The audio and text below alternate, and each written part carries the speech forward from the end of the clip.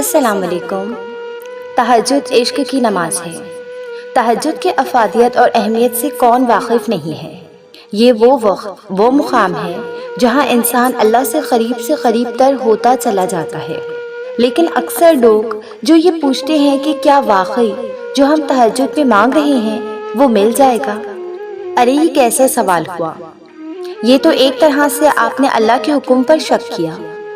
آپ کے غور کرنے کے لیے اتنا ہی کافی ہونا چاہیے کہ یوں تو نفلی بہت ساری عبادتیں ہیں، لیکن اللہ نے ان نفلی عبادتوں میں کہیں بھی یہ نہیں کہا کہ اس میں آپ جو بھی مانگو گے میں رد نہیں کروں گا۔ اب یہاں ایک نقطہ غور کرنے والا اور بھی ہے، وہ یہ کہ دعا تو ہر حال میں قبول ہوتی ہے، پھر چاہے وہ کوئی بھی نفلی نماز ہو، کوئی بھی نفلی عبادت ہو، یا پھر چاہے وہ فرض عبادت ہو، یا پھر کسی بھی لمحے مانگی گئی کوئی بھی دعا ہو، کیونکہ قرآن پاک سے ہمیں یہ بھی پتہ چلتا ہے کہ پیغمبروں اور اللہ کے نیک بندوں نے مختلف اوقات میں رب تعالیٰ کو پکارا تھا اور اللہ نے وہ دعائیں قبول فرمائی۔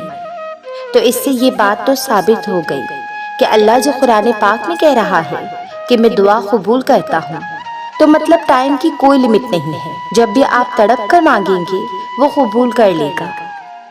تو اب یہ سوچیں کہ جن وقتوں کی گارنٹی نہیں، ان اوقات میں بھی وہ دعائیں قبول کر رہا ہے، تو تہجد کے لیے تو بھائی اسپیشلی وہ کہہ رہا ہے کہ اس لمحے کی دعا میں ضرور قبول کروں گا۔ کوئی ہے مانگنے والا؟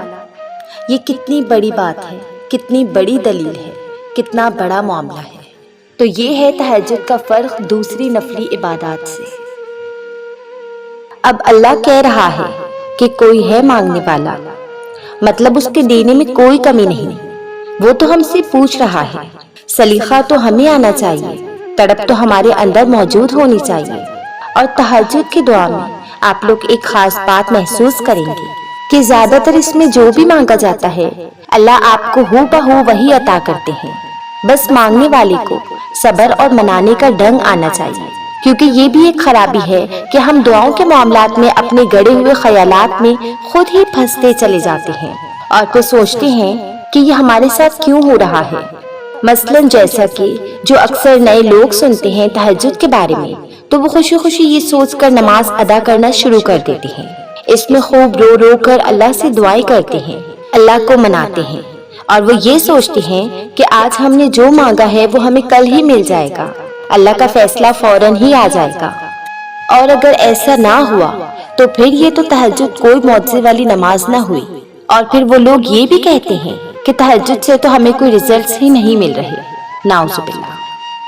یہ ہیں وہ لوگ جن کو پراپر نالج نہیں ہے اس نماز کے بارے میں، اور رب تعالیٰ کے نظام کو سمجھے بغیر ہی خود سے فیصلہ کر لیتے ہیں۔ اس لیے اکثر لوگ مایوس اور نراش گھوم رہے ہوتے ہیں کہ ہمیں تو تہجد سے بھی ریزلٹس نہیں مل رہے، تو اب ہم کیا کریں؟ میں اپنی ہی تہجد کی اگر بات کروں نا، تو بالکل میرے ساتھ بھی ایسا معاملہ ہوا کہ آج رات دعا مانگی اور واقعی اگلے دن میریکل ہو گیا، لیکن ساتھ ہی اللہ تعالیٰ نے مجھے یہ بھی دکھا دیا کہ اللہ تعالیٰ نے میری کچھ دعاؤں کو اس ٹائم عطا کیا کہ جو میں نے تہجد میں مانگی، لیکن ان کے ریزلٹس مجھے مہینوں یا دن یا سال نہیں بلکہ کئی سال کے بعد جا کر ملے، لیکن اللہ نے بالکل وہ معاملہ کیا جو دعا کی توفیق دی تھی۔ تو مجھے اللہ تعالیٰ نے یہ سمجھا دیا کہ کچھ دعاؤں کا جو نظام ہے نا وہ اللہ ہی بہتر جانتے ہیں۔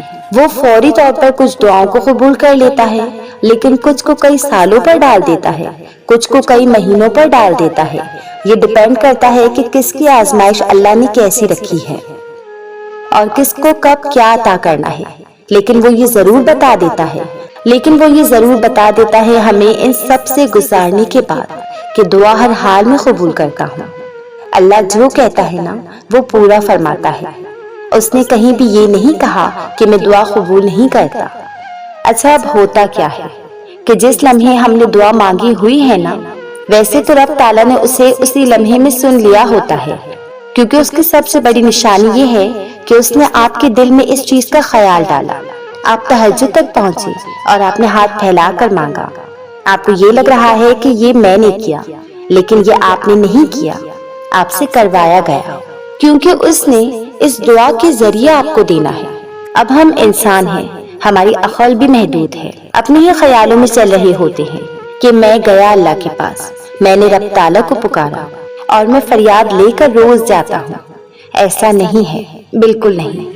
وہ رب تعالیٰ توفیق دیتا ہے آپ کو، اور وہی آپ کے دل میں ڈالتا ہے، وہی طلب لگواتا ہے، اور وہی آپ کو بار بار بلواتا ہے۔ جب تک وہ چاہ رہا ہوتا ہے تب تک وہ آپ کو بلا رہا ہوتا ہے۔ ہم اس خوش فہمی میں ہوتے ہیں کہ ہم بار بار منا رہے ہیں، لیکن وہ رسپانس نہیں کر رہا۔ ایسا نہیں ہے، وہ توفیق دے رہا ہے آپ کو بار بار آنے کی، کہ آپ بار بار اس کے پاس آئیں، اور اس کے ذریعے نہ صرف آپ کے درجات بلند ہو رہے ہوتے ہیں بلکہ آپ کو اس کے آگے میریکل ریزلٹس بھی ملتے ہیں۔ اچھا، اب یہاں ایک بات کلیئر ہو گئی کہ اللہ تعالیٰ اسی وقت ہی دعا قبول کر لیتے ہیں، لیکن اگلا سوال جو آتا ہے بہت سارے لوگوں کا کہ اگر دعا قبول ہو گئی ہے تو یہ اتنا لمبا طویل ٹائم بیچ میں کس لیے آتا ہے؟ اس لیے کہ اللہ نے ہر چیز حساب سے ترتیب دی ہے، ان سب کے ملنے کا وقت مقرر کیا ہوا ہے۔ ہونا ملنا تبھی ہوتا ہے جو اس نے ٹائم فکس کیا ہوتا ہے۔ اب وہ جو دعا ناممکن لگ رہی ہوتی ہے، لگ رہا ہوتا ہے کہ کوئی جواب نہیں آ رہا، بیسیکلی وہ یہی ریزن ہوتا ہے۔ اب میں آپ کو یہ بات قرآن پاک سے سمجھاتی ہوں کہ اگر ہم یوسف علیہ السلام کے قصے پر غور کرتے ہیں کہ جب وہ چھوٹے تھے تو اللہ نے انہیں خواب میں اگلے کئی سالوں کا فیوچر دکھا دیا جس میں انہوں نے بادشاہ بننا تھا۔ اب وہ یہ بات یعقوب علیہ السلام کو بتاتے ہیں جن کی وہ تعبیر فرماتے ہیں، ساتھ ہی انہوں نے انہیں یہ بات چھپانے کا بھی حکم دیا۔ اب یہاں غور کریں، یوسف علیہ السلام نے کوئی بھی جلدی کا مظاہرہ نہیں کیا کہ جلدی سے اس خواب کی تعبیر سچ ہو جائے، نہیں، بلکہ درمیان میں اتنی بڑی بڑی تکلیف، اتنے بڑے بڑے امتحانات آئے، کافی عرصے بعد جا کر وہ تعبیر مکمل ہوئی۔ اس واقعے میں دو باتیں اہم اور قابل غور ہیں۔ ایک تو یہ کہ رب تعالیٰ نے ہر چیز پہلے سے لکھی ہوئی ہے جس میں آپ کے دعا مانگنے تک کا سفر درج ہے۔ دوسرا، وقت سے پہلے اور دیر کچھ نہیں ہوتا۔ جس چیز کا جو بھی مقررہ وقت ہے اللہ نے مقرر کر دیا ہے، اسے کوئی بدل نہیں سکتا، اور اسے تبھی رونما ہونا ہے، لیکن ہونا ضرور ہے۔ اور اللہ نے قرآن پاک میں یہ واقعہ بیان فرما کے ہمیں یہ سمجھایا ہے کہ میرے نیک بندوں کا یقین دیکھو مجھ پر، جب میں انہیں کچھ دکھاتا ہوں، حتیٰ کہ دعا کی توفیق بھی عطا کرتا ہوں، تو وہ جلدی نہیں کرتے، بے صبری نہیں کرتے، بلکہ صبر سے اس کے ظاہر ہونے کا انتظار کرتے ہیں، کیونکہ وہ جانتے ہیں کہ رب تعالیٰ کا ایک نظام ہے، اس کے تحت ہی سب ہوگا۔ اور ہم کیا کر رہے ہیں؟ ایک طرف تو مانتے ہیں کہ واقعی تہجد کی دعا میں بہت طاقت ہوتی ہے، اور دوسری ہی طرف ہم یہ پوچھتے ہیں کہ کیا واقعی اس کے ریزلٹس ملتے ہیں؟ کیا یہ قبول ہوتی ہے؟ اور اگر ہماری مرضی کے مطابق ریزلٹ نہ آئیں تو شور مچانے لگتے ہیں کہ کب ہوگی دعائیں قبول، تہجد کی دعا قبول کیوں نہیں ہو رہی؟ یہ مسئلہ تہجد میں نہیں ہے، ہمارے اندر، ہماری سوچوں میں ہے۔ یہ جلد بازیاں، یہ اللہ پر توکل نہ ہونا، یہ سب ہمیں لے کر ڈوبتا ہے۔ اب اگر جو آپ مانگ رہے ہیں اس کی ٹائمنگ کے حساب سے اس چیز کا ملنا سالوں بعد یا مہینوں بعد ملنا بہتر ہو، اور آپ شور مچا رہے ہوں کہ ابھی کے ابھی جلدی کر دیں، اللہ پاک ابھی کے ابھی مجھے فوراً دے دے، ابھی کے ابھی معجزہ دکھا دے، اور ایسے میں آپ کسی کی اگر میریکل سٹوری سن لیتے ہیں تو آپ کی بے قراری مزید بڑھ جاتی ہے۔ یہ نہیں سوچتے کہ میرا اللہ کتنا مہربان ہے، اس سے زیادہ فکر ہے میری، اگر ابھی نہیں دے رہا تو اس سے خوب بہتر معلوم ہوگا، ابھی اس کا ملنا ٹھیک نہیں، اس دعا کے لیے ہاتھ اٹھوا لیے ہیں، یہی سب سے بڑی نشانی میرے لیے کافی ہونی چاہیے کہ اللہ دے گا، لیکن جب تک اس کا فیصلہ نہیں آ جاتا تب تک مجھے صبر سے انتظار کرنا ہوگا اور مانگتے رہنا ہوگا۔ تو یہ ہے وہ الجھنیں تہجد کی دعاؤں سے ریلیٹڈ جو انسان کو الجھائے رکھتی ہیں، حالانکہ الجھن ہمارے دماغ میں ہے۔ اللہ نے تو جو مقرر کر دیا ہے، اللہ نے جس میں افادیت رکھ دی ہے، اس کے تو ریزلٹس 100% ہوں گے، لیکن اگر ہمارے دماغ میں کہیں ایسے وسوسے پل رہے ہیں، شک آ رہا ہے، تو وہ پھر مسئلہ ہمارے اندر ہے۔ تو اب آپ نے کرنا کیا ہے؟ اگر ابھی دعا قبول نہیں ہو رہی تو آپ کو صبر کرنا ہوگا، ملے گا آپ کو وہی جس کی اس نے آپ کو تڑپ لگائی ہے۔ اس بات سے ریلیٹڈ میں آپ لوگوں کے ساتھ ایک اسٹوری شیئر کرنا چاہتی ہوں جو میرے ساتھ کسی نے پوسٹ کے ذریعے شیئر کی تھی، تو وہی اسٹوری میں آپ لوگوں کے ساتھ بھی شیئر کرنا چاہتی ہوں تاکہ آپ کا تہجد پہ ایمان پختہ ہو، جس سے آپ کو پتا چلے کہ معجزے واقعی ہوتی ہیں اور معجزے کیسے ہوتے ہیں۔ تو ایک بات یاد رکھیں، جب سب دروازے بند ہوتے ہیں نا اور سب کچھ ناممکن لگ رہا ہوتا ہے تو ایسے میں اللہ پاک آپ کو توفیق دیتے ہیں کہ آپ تہجد پڑھیں۔ تو اسٹوری کچھ اس طرح ہے کہ کسی امام کے پاس عصر کی نماز کے بعد مسجد میں 2 خواتین آئیں۔ ان میں سے ایک نے سلام کرنے کے بعد رونا شروع کیا۔ روتی ہچکیاں لیتی یہ خاتون بتانے لگی کہ یہ میرے ساتھ میری بیٹی ہے، بہت اچھی، لائق، فائق، ذہین و فطین تھی، لیکن ان پر ہماری ایک عزیزہ اور ان کے بیٹے نے جادو کروا دیا ہے، آپ ان کا علاج کر دیں۔ خاتون کی بات مکمل ہوئی تو میں نے اس بچی کو مخاطب کیا کہ بیٹا کیا مسئلہ ہے؟ کہنے لگی امام صاحب مجھ پر کسی نے کوئی جادو نہیں کیا، کوئی بد اثرات بھی نہیں ہے، میں تو بس پسند کی شادی کا مطالبہ کر رہی ہوں، جبکہ میری والدہ کو لگتا ہے کہ مجھ پر جادو جنات ہیں اور انہیں یہ لڑکے اور ان کے خاندان کی شرارت لگتی ہے۔ بچی مزید بولنا چاہ رہی تھی کہ اچانک ہی کچھ لمحے پہلے رونے والی ان کی والدہ بڑک اٹھی، شدید غصے اور اونچی آواز سے کہنے لگی، دیکھا اپنے امام صاحب اس بدتمیز کو کیسے اپنے پسند کی شادی کی بات کر رہی ہے، اس کی ہمت اور جرت دیکھی، اگر یہ بات اس کے والد یا چچا کو پتہ چل گئی تو جان سے مار دیں گے۔ ہماری تو روایت رہی ہے کہ کسی نے بھی کبھی بھی پسند کی شادی کا مطالبہ نہیں کیا، پسند کی شادی تک کا نہیں کہا۔ اس کے والد، تایا اور چچا بہت سخت ترین ہیں، مخالف ہیں، نہ صرف اسے بلکہ اس لڑکے کو بھی مار دیں گے، یہ خاندان تباہ کروانے پر تلی ہوئی ہے، کاش یہ مر گئی ہوتی، اور پھر زارو خطار رونا شروع کر دیا۔ اب جب امام صاحب ساری بات سمجھ گئے کہ مسئلہ صرف شادی کا نہیں ہے اور نہ ہی جادو جنات کے اثرات کا تھا، تو انہوں نے اس خاتون کو مخاطب ہو کر کہا کہ خاتون اب ایک بات بتائیے، کہ آپ کا خاندان اصحاب رسول صلی اللہ علیہ وسلم سے بڑھ کر ہے؟ کہنے لگی، توبہ توبہ، ہرگز نہیں۔ تو میں نے بتایا، میری بہن، اصحاب رسول میں بہت سارے صحابہ کرام ہیں جنہوں نے پسند کی شادیاں کی، اور دین میں بھی لڑکا اور لڑکی کو یہ اختیار دیا ہوا ہے کہ وہ اپنی مرضی کی شادی کر سکتے ہیں۔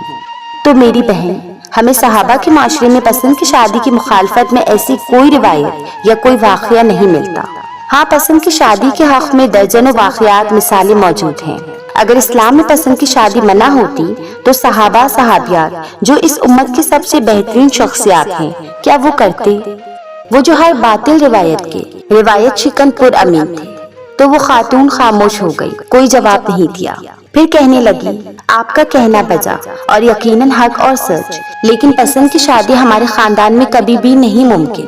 میں تو یہ بڑا عیب اور نقص سمجھتی ہوں۔ اس کے بعد دیر تک باتیں ہوئی، والدہ خلاف اور بیٹی بضد کہ شادی بس پسند کی۔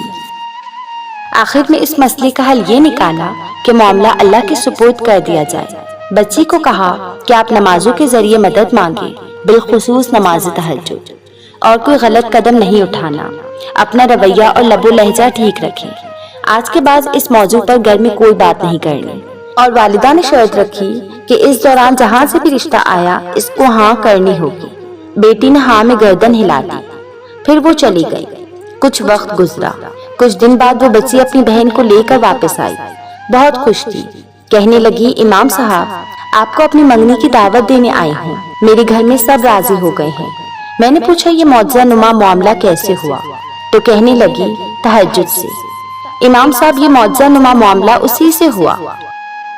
میں نے آسمان کی طرف دیکھا اور مسکراتے ہوئے کہا، واہ میرے رب، ایک اور معجزہ رونما فرما دیا۔ دیکھا آپ نے، تہجد اتنی لاڈلی نماز ہے کہ پھر وہ سب منوا لیتی ہے۔ ماشاءاللہ، کتنا خوبصورت معجزہ ہے۔ جنہوں نے بھی شیئر کیا انہوں نے کہا کہ یہ پوسٹ جنہوں نے بھی لکھی ہے وہ سچ ہے۔ سبحان اللہ۔ اگر آپ کی بھی کوئی دعا قبول ہوئی ہے اور آپ میرے ساتھ شیئر کرنا چاہتے ہیں جس سے باقی لوگوں کو ہمت ملے، حوصلہ ملے، اللہ پر یقین بڑھے، تو آپ اپنی سٹوری میری انسٹاگرام ID پر شیئر کر سکتے ہیں۔ جزاک اللہ۔ ایسی اور بھی سٹوریز سننے کے لیے اور بھی ویڈیوز دیکھنے کے لیے میرے اس چینل کو سبسکرائب کریں اور ساتھ ہی بیل نوٹیفیکیشن بٹن کو آن کریں تاکہ آپ کو میرے چینل کی نیو اپڈیٹس ملتی رہیں۔ جزاک اللہ۔